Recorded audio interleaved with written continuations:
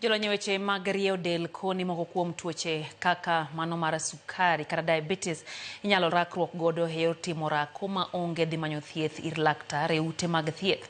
Maigi wacho seche gima bende oganda mathoth ywago ng'awruok mar nengo thieth omiyo gijiwo jopiny ni omak matek orako mag gayo moko kuom tuoche kendo dak e ngima makare. Joja konegi lero koya e kaunti ya Mombasa.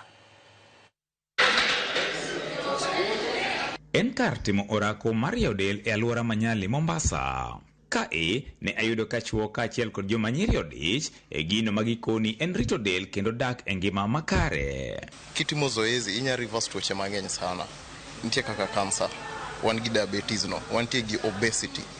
Kitimo zoezi hizo sickness zote rumo kabisa. You can reverse them. Gima determine and your level of consistency. Consistency gidhulu wacho ni pile ka pile. Ibiro pile ka pile. Kendo kinono iyudo ka weche mag thieth nengo gi odhi malo. Koro ka itimo workout sami chwero luya. Tuoche mang'eny kaka tuoche mag adundo, tuoche mag sukari, iyudo kiepukana kodgi kendo ibedo gi ngima makare. Kidwa ni ibed fit kata mwili ni ilos mwili ni gimokwongo moningo ming'i en wach chiemo no. Chiemo moko mag ngano gi oningo iwerigo, alafu moko processed food ginigi oningo iwerigodo, soda ginigi iwerigodo kabisa, ipunguza kabisa. But once in a while inyalo oyieni. Gikoni kopogore gi golo ng'oyo mar del, orako bende konyo e gayo kwan atamalo maduong' mag tuoche masane juko oganda mathoth. 50% of all African adults suffer from back pain, yeah? Not constantly, but at least sometimes in their life, so it's a big thing. And the very best way to prevent back pain or to get rid of it is actually exercise. Because 70-80% of back pain is idiopathic. That means there is no injury, there is no disease behind it. The doctor cannot even do anything. Fitness and lifestyle. To everyone, ngato ka ngato sani fight ne healthy lifestyle, which is very expensive. Sani kiyudo tuo monego beni timo ni bero. Mokiyudo ka tek machuno ngato dhi India. Gini ji adi e Kenya kawuono manyalo bedo gi thuolo kata mano bedo gi nyalo mar tero ng'at gi India tek.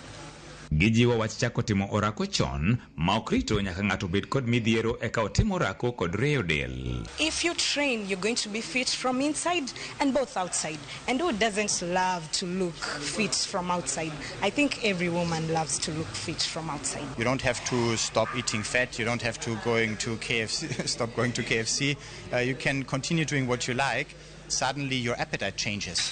You don't crave for unhealthy foods so much more, but your body asks for good food. Midhiero kata kamano gikoni kidek bedo ka jago matimo orako itiego gi jalno maonge kod lony makare. Bas ineno kaka ng'ato kore duong', iyo ka tiende tindo. Mano ng'at mokia gima timo. O train marach, o train malo upper body ne kende. Kidwa train ng'at mantie gi high blood pressure, nitie zoezi monego kikimie. Inidhi adhia kanyo in trainer ok in certified. Idwa timone hit workout. Hit workout ngano bingeni mano koro blood ne ringo matek. To ka blood ne ringo matek, mano means ni high blood pressure is high.